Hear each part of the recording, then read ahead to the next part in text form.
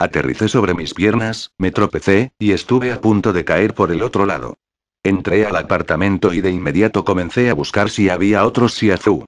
La sala estaba vacía, y el único mueble era una mesa baja tradicional que estaba apoyada contra la puerta. El dueño debía haberse suicidado como los demás. No olía nada raro, así que supuse que se había lanzado por la ventana. Concluí que estaba solo, y esa pequeña sensación de alivio fue suficiente para que mis piernas dejaran de sostenerme. Me apoyé contra la pared de la sala, casi delirando por el cansancio. Había una colección de fotografías decorando la pared del otro lado. El dueño del apartamento había sido un anciano, y las fotografías daban cuenta de una vida muy activa. Había tenido una gran familia, muchos amigos, y había viajado a lo que parecían lugares exóticos e interesantes por todo el mundo. Yo ni siquiera había pensado en salir de mi propio dormitorio, mucho menos en vivir una vida como esa. Me prometí que si lograba salir vivo de aquella pesadilla, no solo iba a dedicarme a sobrevivir, iba a vivir. Mi atención se dirigió al otro objeto que decoraba el cuarto, un kamidana, un altar tradicional de Shinto. Había algo en el piso bajo el altar, supuse que era una carta de suicidio. El viento seguramente la derribó cuando abrí la puerta del balcón. No me pareció correcto dejarla allí tirada, así que crucé el cuarto como pude y me agaché para recogerla. Muchos kamidana tienen un pequeño espejo en el centro. Mis ojos captaron un movimiento en el espejo, algo que salía cojeando de uno de los cuartos a mis espaldas. La adrenalina me invadió al mismo tiempo que me daba la vuelta. El anciano todavía estaba en casa, y los vendajes sobre su rostro indicaban que no llevaba mucho tiempo reanimado. Se lanzó sobre mí. Y me agaché. Mis piernas seguían débiles, y alcanzó a agarrarme por el pelo. Me retorcí, tratando de liberarme. Comenzó a tirar de mi cabeza, acercándola a su cara. Era sorprendentemente fuerte para su edad, con una musculatura igual, o incluso mayor que la mía. Pero sus huesos eran frágiles, y los escuché romperse cuando agarré el brazo que me sostenía. Le di una patada en el pecho y salió despedido hacia atrás, su brazo roto aún sosteniendo un mechón arrancado de mi pelo. Golpeó contra la pared, y las fotografías cayeron sobre él, cubriéndolo de pedazos de vidrio. Se levantó y se lanzó nuevamente sobre mí. Retrocedí, me preparé, y lo agarré del brazo que seguía bueno. Se lo retorcí por la espalda, agarré con mi otra mano la parte de atrás de su cuello, y con un rugido que no creí posible en mí, lo empujé, corrí, y lo llevé hasta el balcón, arrojándolo sobre el riel. Aterrizó de frente contra el pavimento, su cabeza seguía gimiendo y mirándome, a pesar de que el resto de su cuerpo estaba completamente destrozado. De pronto hubo unos golpes en la puerta, otros shiatsu habían escuchado nuestra lucha. Comencé a trabajar llevado solo por el instinto. Corrí hasta el cuarto del anciano y quité las sábanas de su cama. Decidí que no necesitaba muchas, solo tenía que bajar 3 pisos, y entonces me detuve, me quedé congelado, tan inmóvil como una fotografía. Eso precisamente era lo que había llamado mi atención, una fotografía que colgaba de la pared de su cuarto. Era en blanco y negro, granulosa, y mostraba una familia vestida con atuendo tradicional. Había una madre, un padre, un niño, y un joven en uniforme militar, supongo que se trataba del anciano. Tenía algo en la mano, algo que hizo que mi corazón se detuviera por un momento. Me incliné ante el hombre de la fotografía, y le dirigí un sincero arigato, casi a punto de llorar. ¿Qué tenía en la mano? La encontré en el fondo de un baúl, bajo una pila de papeles amarrados y los restos remendados del uniforme de la fotografía. La funda era verde, abollada, hecha de aluminio al estilo militar, y con un mango improvisado de cuero reemplazando la piel de tiburón original, pero la hoja y brillante como la plata, y era forjada, no cortada a máquina y con una leve curvatura como un tori, y una larga y aguda punta. Unas líneas gruesas y rectas recorrían toda la cresta, decorada con el kikusui, el crisantemo imperial, y un río auténtico, no grabado con ácido, demarcando el borde afilado. Una artesanía exquisita, y era claro que había sido hecha para combatir. Yo señalo hacia la espada que descansa a un lado, y Tatsumi sonríe. Kioto, Japón. El sensei Tomonaga Hiro sabe exactamente quién soy, incluso antes de que entrara al salón. Al parecer, yo camino, huelo, y hasta respiro como un norteamericano. El fundador de los Tatenoka y del Japón, o Sociedad del Escudo, me saluda con una inclinación y un apretón de manos, y luego me invita a sentarme frente a él como otro de sus estudiantes. Kondo Tatsumi, segundo hombre al mando después de Tomonaga, nos sirve el té y se sienta al lado del anciano maestro. Tomonaga comienza nuestra entrevista con una disculpa por cualquier incomodidad que pueda causarme su apariencia. Los ojos sin vida del sensei no han visto la luz desde que era un adolescente. Yo soy un Ibakusa. Perdí la vista a las 11:02 de la mañana, el 9 de agosto de 1945, según su calendario. Estaba en la cima del monte Compirá, a cargo de la estación de alerta aérea junto con otros muchachos de mi clase. Ese día estaba nublado, así que escuché, pero no vi, el B-29 que pasaba sobrevolando nuestras cabezas. Era un solo Besan, probablemente en un vuelo de reconocimiento, y no valía la pena reportarlo. Me reí cuando mis compañeros saltaron dentro de la trinchera. Mantuve mis ojos fijos sobre el valle de Urakami, con la esperanza de ver, al menos por un instante, el bombardero norteamericano. Lo único que vi fue un gran destello, la última cosa que vería en mi vida. En Japón, los Ibakusa, los sobrevivientes de la bomba, ocupan un lugar único en la escalera social del país. Nos trataban con simpatía y con comprensión. Víctimas y héroes a la vez, y símbolos de toda lucha política. Sin embargo, como seres humanos, éramos poco más que indeseables. Ninguna familia permitía que sus hijos o hijas se casaran con nosotros. Los Ibakusa eran impuros, manchas de sangre en las cristalinas aguas del Onsen 49 genético del Japón. Yo sentía esa vergüenza en un nivel mucho más personal. Yo no solo era un Ibakusa, sino que mi ceguera me convertía también en un estorbo. A través de las ventanas del hospital, podía escuchar los sonidos de nuestra nación luchando por reconstruirse. ¿Y cuál era mi contribución a ese esfuerzo? Nada. Muchas veces traté de conseguir cualquier clase de empleo, un trabajo, sin importar qué tan pequeño o denigrante fuera. Pero nadie me recibía. Seguía siendo un Ibakusa, y conocí montones de palabras corteses e hipócritas de rechazo.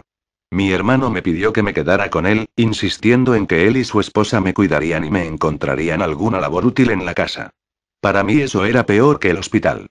Lo acababan de licenciar en el ejército, y él y su esposa estaban tratando de concebir otro bebé. Me resultaba impensable imponerles una carga como esa. Por supuesto, también pensé en acabar con mi propia vida. De hecho, lo intenté en varias ocasiones. Pero algo me lo impedía, deteniendo mi mano cada vez que tomaba un puñado de píldoras o un vidrio roto. Concluí que debía ser debilidad, ¿qué otra cosa podía ser? Un Ibakusa, un parásito, y además un cobarde sin honor. Mi vergüenza no conocía fin en esos días. Tal y como el emperador lo dijo en su carta de rendición, en verdad estaba soportando lo insoportable. Abandoné el hospital sin decírselo a mi hermano. No sabía hacia dónde ir, solo sabía que tenía que alejarme lo más posible de mi vida, de mis recuerdos, y de mí mismo. Viajé mucho, casi todo el tiempo pidiendo limosnas y ya no tenía honor que perder y hasta que me establecí en Sapporo, en la isla de Hokkaido. Ese territorio frío del norte siempre ha sido la prefectura menos habitada de Japón, y con la pérdida de Sakhalin y las Kuriles, se había convertido, como dicen los occidentales, en el final del camino. En Sapporo conocí a un jardinero Ainu, Ota Hideki. Los Ainu son el grupo indígena más antiguo del Japón, y en la escala social del país están mucho más abajo incluso que los coreanos. Quizá fue por eso que se compadeció de mí, otro paria expulsado de la gran tribu de Yamato. Quizá también lo hizo porque no tenía nadie más a quien heredarle sus conocimientos. Su hijo nunca regresó de Manchuria. Ota-san trabajaba en el Akakaze, un antiguo hotel de lujo que había sido convertido en un centro de repatriación para los exiliados japoneses de China. Al principio, la administración se quejó de que no tenían fondos suficientes para pagar otro jardinero. Ota-san me pagó de su propio bolsillo. Era mi maestro y mi único amigo, y cuando murió, yo mismo pensé en seguirlo a la tumba. Pero como era un cobarde, no pude reunir las fuerzas para hacerlo. En lugar de eso continué viviendo, trabajando en silencio mientras el Akakaze dejaba de ser un centro de repatriación y volvía a ser un hotel de lujo, y Japón pasaba de ser un basurero conquistado a ser una superpotencia económica.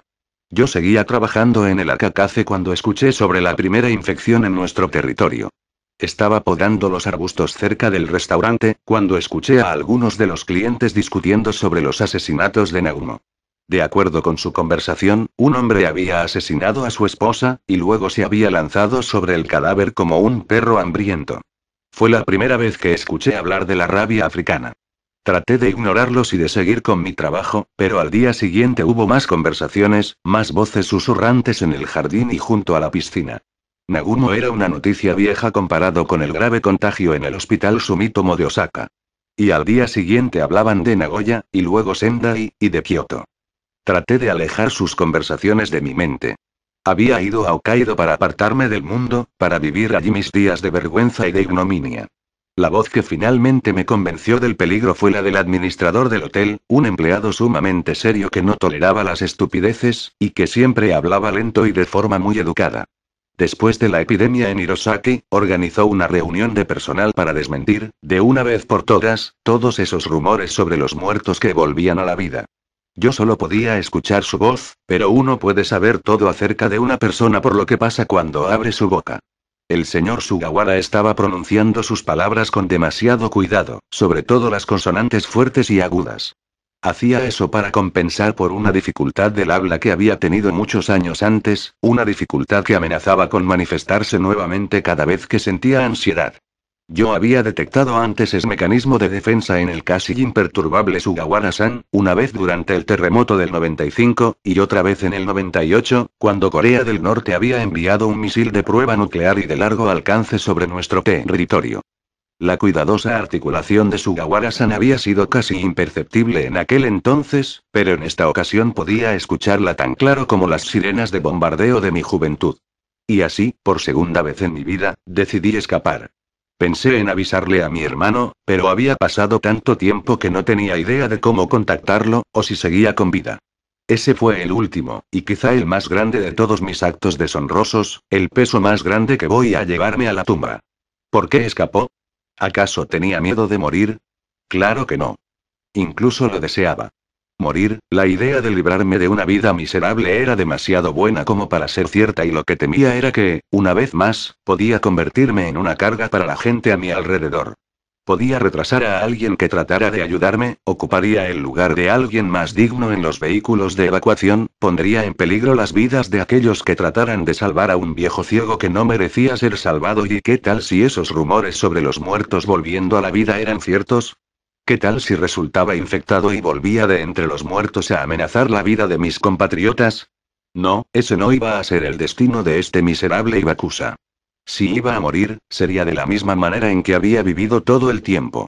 Olvidado, aislado y solo. Me fui esa noche y comencé a caminar hacia el sur por la autopista central de Hokkaido. Lo único que llevaba conmigo era una botella de agua, algo de ropa limpia, y mi Ikupasui 50, una pala de jardinería larga y plana, similar a una vara de media luna Shaolin, y que por muchos años me había servido también como bastón. Todavía había mucho tráfico terrestre por esos días, el petróleo de Indonesia y del Golfo seguía llegándonos, y muchos conductores de camión y motociclistas fueron muy amables al darme un aventón. Con cada uno de ellos, la conversación se centraba en la crisis. ¿Ya supo que las fuerzas de defensa fueron movilizadas? El gobierno va a tener que declarar un estado de emergencia. ¿Se enteró de que anoche hubo un ataque aquí mismo, en Sapporo? Nadie estaba seguro de qué pasaría al día siguiente, qué tanto iba a extenderse el desastre, ni quién sería la próxima víctima, y sin embargo, sin importar con quién hablara o qué tan asustados estuvieran, todas las conversaciones terminaban inevitablemente con un "y pero estoy seguro de que las autoridades nos dirán qué hacer". Un camionero incluso me dijo, en cualquier momento, ya verá, es solo cuestión de esperar y no hacer un alboroto. Esa fue la última voz humana que escuché, el día en que abandoné la civilización y me interné en las montañas Hidaka. Conocía muy bien ese parque nacional. Ota-san me había llevado allí todos los años a recoger sansai, un tipo de verdura salvaje que atraía a los botánicos, caminantes, y cocineros de todas las demás islas. Al igual que un hombre que se levanta en medio de la noche recuerda cómo están dispuestas todas las cosas en su dormitorio, yo conocía cada río, cada roca, cada árbol y cada parche de musgo de aquella zona. Recordaba también la localización de cada onsen que brotaba sobre la superficie, y por lo tanto nunca me faltaba un baño mineral fresco y revitalizante. Todos los días me repetía: es un lugar perfecto para morir, pronto tendré un accidente, algún tipo de caída, o me enfermaré, me contagiaré de algo o comeré una raíz venenosa, o quizá me decida por fin a tomar el camino más honorable y dejaré de comer. Sin embargo, todos los días me bañaba y conseguía comida, me abrigaba bien y cuidaba cada paso. A pesar de que deseaba la muerte, tomaba todas las medidas necesarias para evitarla. No tenía forma de saber lo que estaba pasando en el resto del país. Podía escuchar algunos sonidos distantes, helicópteros, cazas, el chillido firme y lejano de los aviones comerciales.